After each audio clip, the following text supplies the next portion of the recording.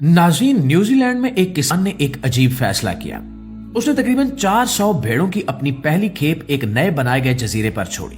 ये एक ऐसा जजीरा था जहां ना कोई इंसान था न दरख्त, बस ठंडी हवा, नोकीले पत्थर और एक ना खत्म होने वाला तन्हाई का एहसास। किसान का ख्याल यह था कि भेड़ें आजादाना घूमेंगी, कुदरती तौर पर परवान चढ़ेंगी और इनकी ऊन की पैदावार बढ़ेगी। लेकिन जजीरे के सख्त और खतरनाक मौसम ने उसकी तमाम उम्मीदों को चिकनाचूर कर दिया। मायूस होकर वो उन भेड़ों को वहीं छोड़कर वापस मरकजी जमीन पर चला गया। साल गुजर गए, दहाइयां बीत गई, किसी ने उस जजीरे का रुख नहीं किया। फिर तकरीबन 50 से 60 साल बाद 1970 की दहाई में जब कुछ लोग उस जजीरे पर पहुंचे तो जो मंजर उन्होंने देखा वो किसी सदमे से कम नहीं था। देखने वालों को लगा जैसे ये इर्तिका की कोई नई नस्ल हो। लेकिन सवाल यह था कि इंसानी मदद के बगैर इतनी बड़ी तब्दीली कैसे आ सकती थी। तो दोस्तों, आज की इस वीडियो में आइए जानते हैं कैम्बल आइलैंड की भेड़ों की अनोखी और दिल दहला देने वाली कहानी।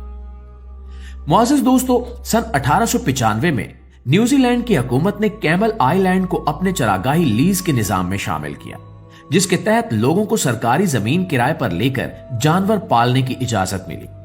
उस वक्त मैरिनो ऊन, जो भेड़ों से हासिल होता है, दुनिया का सबसे कीमती रेशा था। लेकिन न्यूजीलैंड की मरकजी जमीन पर जमीन महंगी थी और मुकाबला बहुत सा। दूसरी तरफ कैम्बल जजीरा मुकम्मल तौर पर खाली था। वहां सरसब्ज घास थी, बड़ी बड़ी जड़ी बूटियां थी और सबसे अहम बात, कोई शिकारी जानवर नहीं था। ये एक कामिल कुदरती फार्मूला लगता था। जमीन किराए पर लो, भेड़ें पालो, ऊन बेचो और बहुत ज्यादा मुनाफा कमाओ। जेम्स गोल्डन जोग बून के इलाके से ताल्लुक रखते थे। उन्होंने इस जमीन को सबसे पहले लीज पर लिया। वो खेती शुरू करने के लिए तकरीबन 400 से 500 भेड़ें लेकर आए थे, लेकिन सन 1900 तक इनका पूरा मंसूबा बर्बाद हो गया।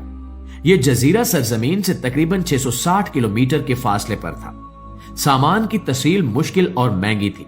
औसत दर्जा हरारत सिर्फ 6 से 8 डिग्री सेल्सियस था। तेज हवाएं, बर्फबारी और गैर मुतवक्के मौसमी हालात ने भेड़ों के लिए जिंदा रहना मुश्किल बना दिया।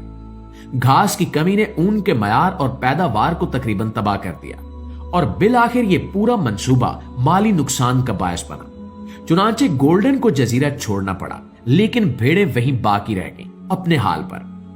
बाद में एक और कप्तान ने यह जजीरा लीज पर ले लिया और बड़े पैमाने पर भेड़ें पालना शुरू की। उसने तकरीबन 3000 से 4000 भेड़ें 3 दौरों में जजीरे पर भेजी। सन 1916 तक भेड़ों की तादाद बढ़कर 8000 हो गई। उस वक्त यह जजीरा भेड़ों की परवरिश के लिए एक जन्नत की तरह लगता था, क्योंकि यह गिजायत से भरपूर था, खास तौर पर जड़ी बूटियों से। ये पौधे सूरज की रोशनी को जज्ब करने और मुनफरिद हरारत पैदा करने की सलाहियत रखते थे, जिससे भेड़ें इंतहाई सर्द मौसम में भी गैर मामूली तौर पर जिंदा रहने के काबिल होती थी। ताहम वक्त के साथ साथ हालात बदलना शुरू हो गए।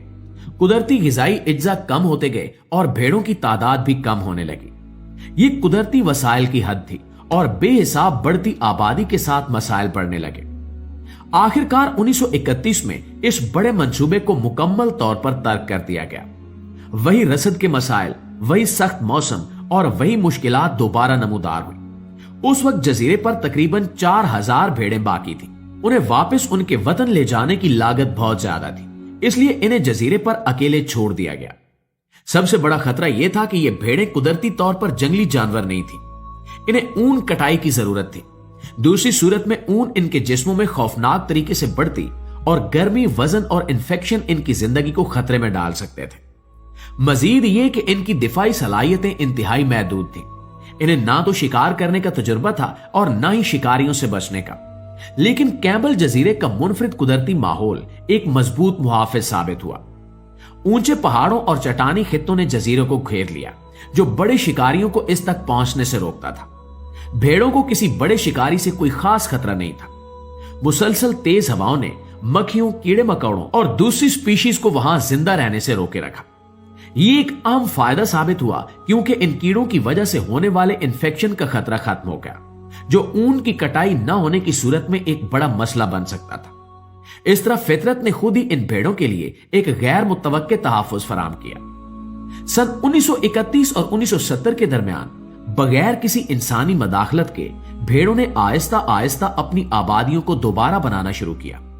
ये बका का एक जबरदस्त मुजाहरा था। जो भेड़ें सख्त और नए माहौल से मुताबिकत नहीं रख पाती थी वो जल्दी मर गई, लेकिन वो भेड़ें जो जिस्मानी तौर पर मजबूत थी, जिनके दिमाग और जिस्म नए हालात के मुताबिक ढल चुके थे, वो जिंदा रहीं और अपनी अफजाइश को जारी रखा। इस तरह नस्ल दर नस्ल सिर्फ बका के बेहतरीन जीन्स ही मुंतकिल होते रहे। नतीजे के तौर पर जजीरे पर सिर्फ वही भेड़ें बाकी रह गईं जो इंतहाई लचकदार, मजबूत और सख्त मौसम के लिए बेहतरीन थी। ये एक किस्म का कुदरती इंतखाब था जहां सिर्फ बेहतरीन खसूसियात वाले जानवर ही जिंदा बचे। मुअज़्ज़िज़ दोस्तों, 40 साल तक बगैर किसी इंसानी मदाखलत के भेड़ों ने अपने तरीके बदले और मुकम्मल तौर पर आजाद हो गई। ये नस्ल जो पहले इंसानों पर मुनहसिर थी, अब फितरत के साथ हम आहंग रहते हुए एक जंगली आबादी में तब्दील हो चुकी थी। इनका रहन सहन, रवैया और यहां तक कि जिस्मानी खदोखाल भी बदल चुके थे और वो मुकम्मल तौर पर जंगली जानवरों की तरह हो गई। फिर सन 1975 में जब साइंसदान वहां पहुंचे तो इन्होंने एक नाकाबिले यकीन मंजर देखा। भेड़ों की जिस्मानी साख बदल चुकी थी। इनकी टांगें लंबी हो गई थी और वो अपने सरों को ऊंचा करके चलती थी। इनकी ऊन सर्द और तेज हवाओं को बर्दाश्त करने के लिए इंतहाई मोटी और सख्त हो चुकी थी। सख्त पौधों के इस्तेमाल की वजह से इनके जबड़े भी मजबूत और कदरे खमदार हो गए थे, जो इन्हें सख्त पौधों को चिबाने में मदद देते थे। इन्होंने इंसानी मदाखलत के बगैर अपने जिस्म पर उगने वाली इजाफी ऊन को भी झाड़ने की सलाहियत पैदा कर ली थी। और सबसे हैरत अंगेज बात यह है कि पैदा होने वाले भेड़ के बच्चे मिनटों में चलने फिरने लगते थे। ये एक खालिस जंगली बका की जबलत थी जो इन्हें फौरी तौर पर अपने माहौल में ढलने में मदद देती थी। कुदरत ने इन्हें बिल्कुल नए जंगली जानवर में तब्दील कर दिया था। वो मुकम्मल तौर पर जंगली और माहौल से मुवाफिक नस्ल बन चुके थे। नाज़रीन, हुकूमत और माहिरीन ने एक और हैरान कुन चीज नोट की। उन्होंने देखा कि ये भेड़ें जो कुदरती तौर पर अपनी ऊन झाड़ देती हैं, वो ऊन जाया नहीं हो रही थी, बल्कि जजीरे की घनी झाड़ियों और चट्टानों में फंस कर महफूज थी। जब उस ऊन के नमूने लेबॉर्ट्री लाए गए और खुरबीन से उनका जायजा लिया गया तो साइंसदान दंग रह गए। मालूम हुआ कि सख्त तरीन मौसम और ठंडी हवाओं ने इस रेशे को दुनिया का सबसे नायाब, बारीक और मजबूत तरीन रेशा बना दिया है। इसकी मुलायमत कश्मीर से भी कहीं ज्यादा थी और ये आम ऊन के मुकाबले में वजन में इंतहाई हल्की थी।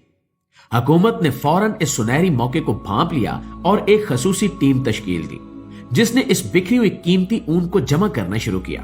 और आप यकीन नहीं करेंगे कि अगले 10 सालों में सिर्फ इस गिरी हुई ऊन को प्रोसेस करके जब बैनुल अक़वामी मंडी में पेश किया गया तो यूरोप और इटली के बड़े फैशन हाउसेस इसके खरीदार बन गए। इससे इतना पैसा कमाया गया जिसने पिछली तमाम दहाइयों के माली नुकसान का अजाला कर दिया। यह वही सफेद सोना था जिसे कभी इंसान लाचारी में नाकाम समझकर छोड़कर भाग गए थे, लेकिन कुदरत ने इसे संभाले रखा और फिर सूद समेत इंसान को वापस लौटाया। इस ऊन की मांग इतनी बड़ी कि यह न्यूजीलैंड की मईशत के लिए एक गैर मुतवक्किल लॉटरी साबित हुई और आज भी इस नायाब ऊन से बने कोट और कपड़े दुनिया के महंगे तरीन स्टोर्स की जीनत बने हुए हैं। जी तो मुअज़्ज़िज़ दोस्तों, अगर आपको आज की वीडियो अच्छी लगी है तो प्लीज इसे लाइक और शेयर करके हमारी हौसला अफजाई भी जरूर कीजिएगा। इंशाल्लाह आपकी खिदमत में हाजिर होते हैं एक नई वीडियो के साथ। तब तक अपना ढेर सारा ख्याल रखिए। अल्लाह निगहबान।